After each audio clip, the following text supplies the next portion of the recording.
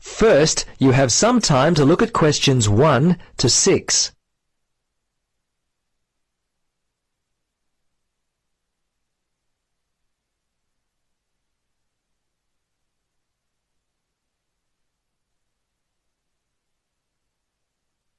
Now listen.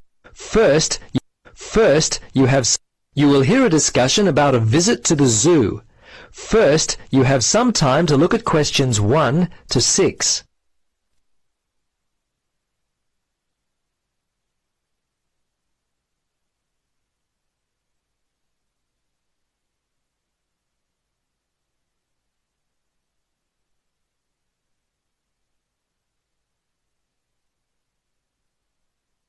Now listen carefully and answer questions 1 to 6.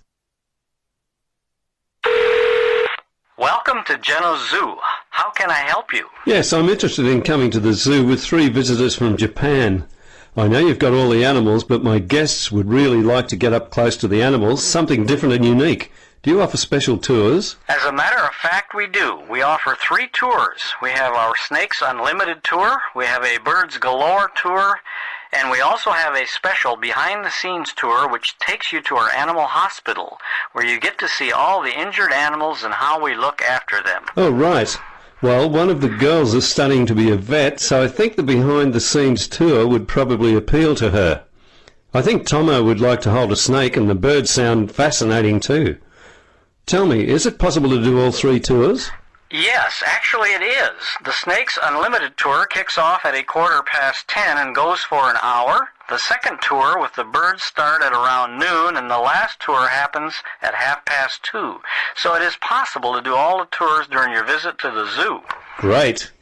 Now, the only thing I want to know is, how much does all this cost? Well, let's see. The admission price is $15.95 and the tours are extra. If you're interested in the snakes tour, it's going to cost $5.50, but that price includes being able to hold a python.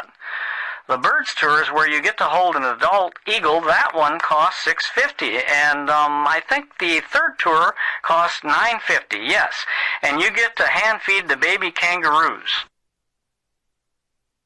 Before you hear the rest of the conversation, you have some time to look at questions 7 to 10.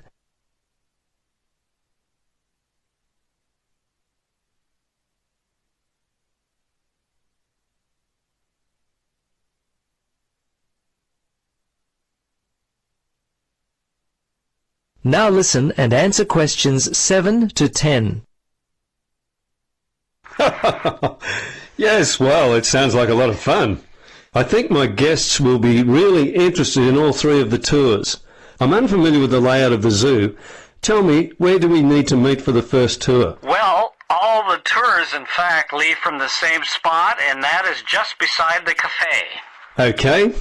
Now, as I said, they're from Japan, so English is not their first language.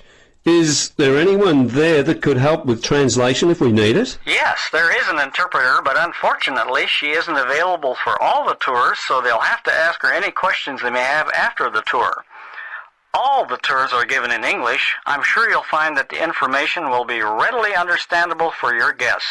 Okay, then. As you know, everything is outdoors apart from the third tour, so you might want to tell your guests to bring a hat and some sunscreen. Thanks for the tip. You've been very helpful. Bye. You're welcome. See you at the zoo. That is the end of section 1. You now have 30 seconds to check your answers.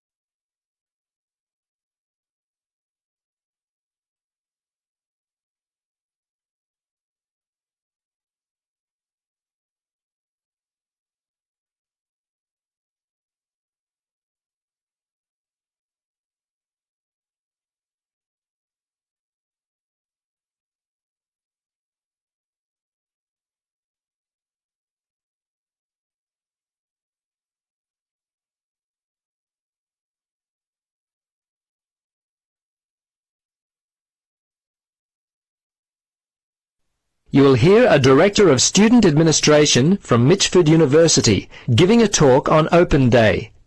First, you have some time to look at questions 11 to 17.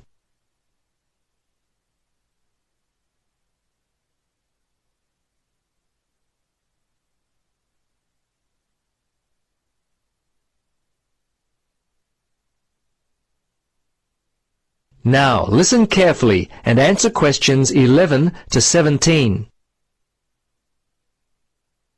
Hello to you all. Thank you for coming to Mitchford University's Open Day. My name is Jackie Alford, and I'm the Director of Student Administration. I must begin by passing on some late-breaking news. For the second year running, Mitchford University has been the winner of the prestigious Distance Education Award. As an online university, we are thrilled with this and thank our excellent staff for their dedicated work. We now add this trophy to our Research Excellence Award. The only one remaining is the Best Overall University, which we are expecting to be announced in the near future. Now, I want to cover a few aspects of what we offer our students from the student administration point of view. I would like to cover a few of the core things we deal with here at the university. Our office is always busy. Firstly, we handle all requests for on and off campus housing. First-year bachelor's degree students, we offer any and all assistance.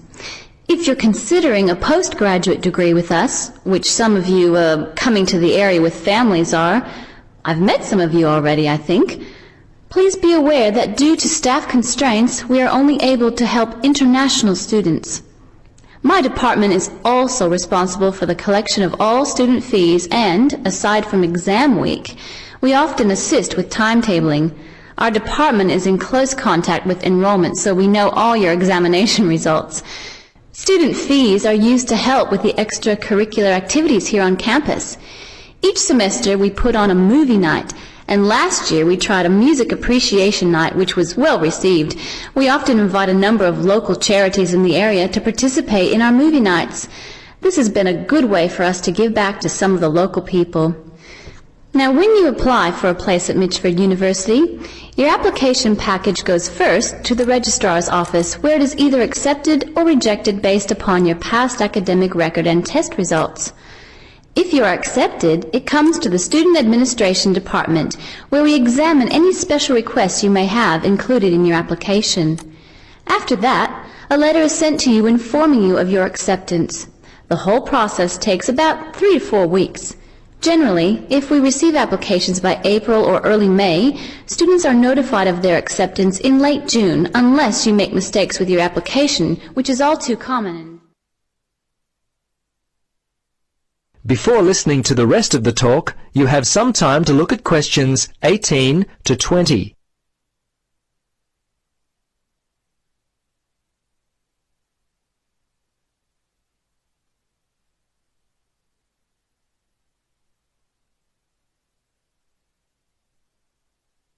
Now, listen carefully and answer questions 18 to 20.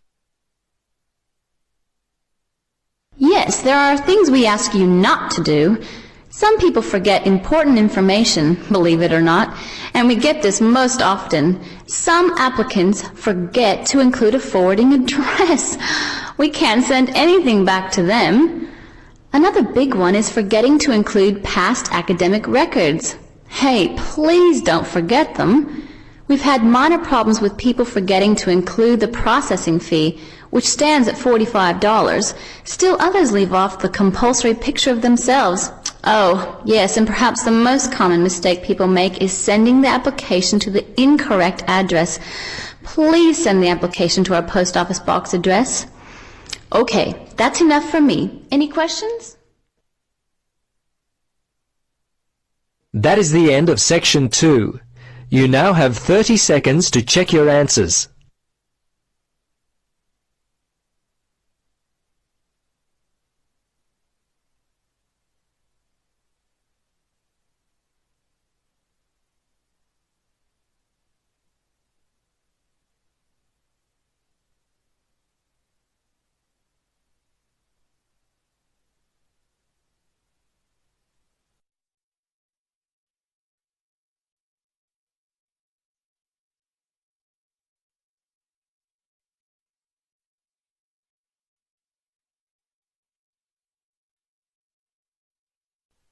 You will hear a discussion between students about a university assignment. First, you have some time to look at questions 21 to 26.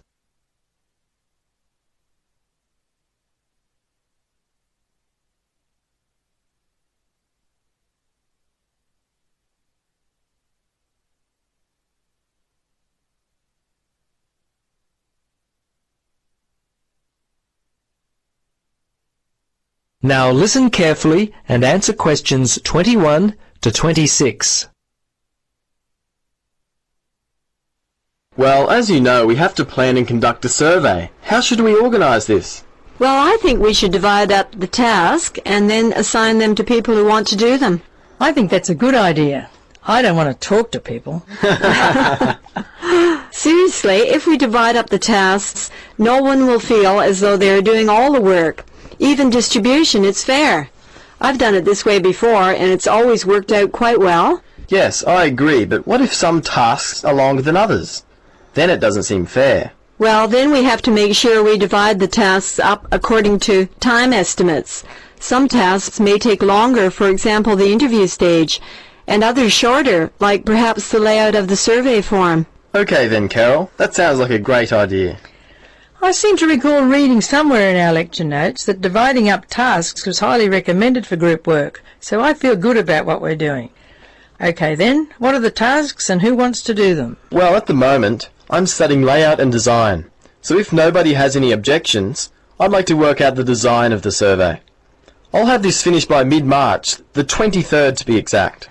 I've got other assignments to do around that time. That's fine with me. I hate design and layout. What about organising the questions? Someone's going to have to do this. Could I? I promise to be all finished by mid-March. What do you think, Carol? Yes, that all sounds good.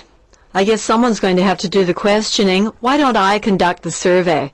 The assignment is due on April the 3rd, so I will have the survey completed by late March, just in time for the oral report. Before you hear the rest of the conversation, you have some time to look at questions 27 to 30.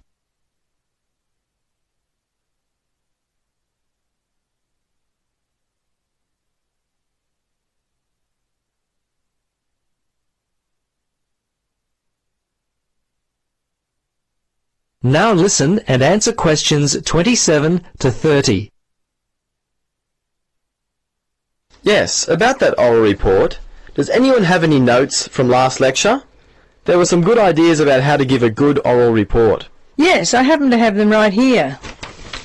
There were some very helpful suggestions given by Professor Thompson. Should we take a moment to go through them? Yeah. Yes, yes, please. Well, firstly, the report itself is due after the survey has been handed in. I believe our group will be presenting it on the 12th of April. 12th of April?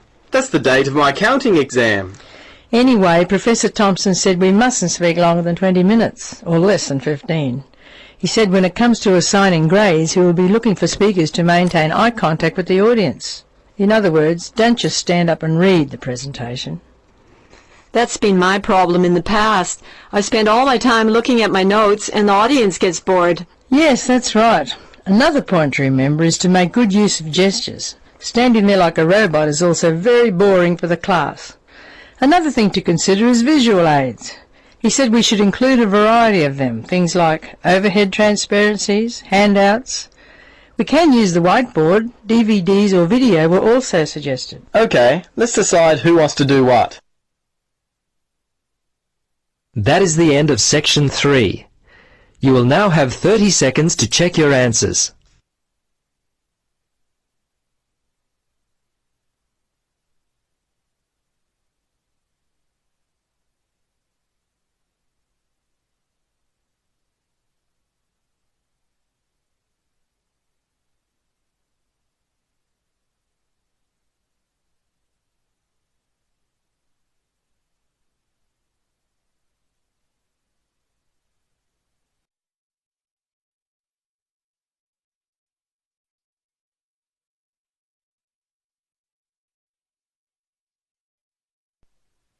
You will hear a talk by a university lecturer about the Aboriginal language of Australia.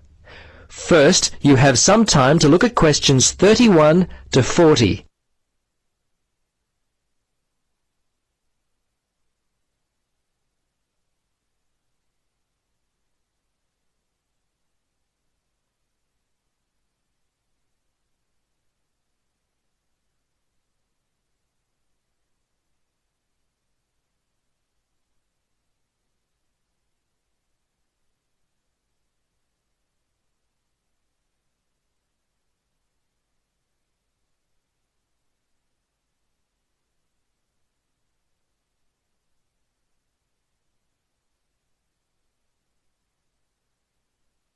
Now listen carefully and answer questions 31 to 40. We'll begin our course of study this semester by looking at the role of the English language among the native or indigenous peoples of Australia. Aboriginal English, as it is often referred to, was described by one linguist as the first and most significant dialect of Australian English. Over the years, there has been much research in the continent of Australia concerning the use and types of Aboriginal English. Some linguists have suggested that there were literally hundreds of languages spoken by the indigenous or Aboriginal people. European settlers who came to the continent of Australia brought with them their own language, and this was adopted by the Aboriginal people. As a result, many of the languages used by the Aboriginals died off. I should mention that in Central Australia, white settlement began comparatively late, with the setting up of the Overland Telegraph Station near Alice Springs in the 1860s. For the Aboriginal people of Central Australia, the coming of the white man to the area had a negative impact upon their culture and language. However, despite their domination, a number of Central Aboriginal language groups managed to survive quite well. Today, the two main language groups in the area are Warlpiri and Arrernte, also known as Arunta. These dialects are spoken only in remote areas of the continent. These areas include the Kimberleys, Arnhem Land, Far North Queensland and Central Australia. The two major language groups, Warlpiri and Arrernte, are both estimated to have well over 3,000 fluent speakers. Another Aboriginal dialect, known as the Western Desert Language, is spoken by a large group of some 5,000 speakers extending over a 25,000 square kilometre area of Central Australia.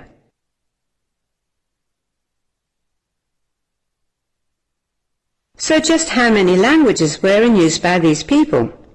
It's difficult to say conclusively, but some linguists have suggested as many as 260, while others quote a more conservative figure of around 200.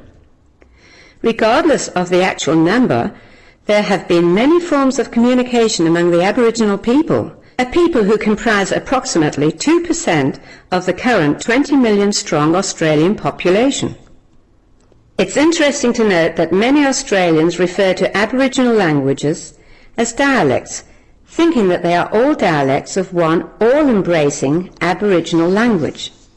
This is actually incorrect. In fact, all of the original estimated 250 languages were mutually incomprehensible, as different from each other as, for example, German and French. Aboriginal society does, however, provide frequent examples of bilingualism, with some people speaking several languages and dialects.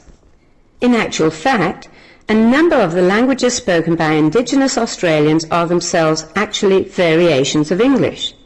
A number of these languages have a great deal in common with English, but have their own distinctive words and meanings, as well as accents and grammar. The Aboriginal people view their language as a way to maintain their unique identity within Australian culture. Of those languages studied, about 20 are still being used today. However, as the older generations die off and are replaced by the younger, even these 20 are in danger of being lost. The others, they've all but been destroyed.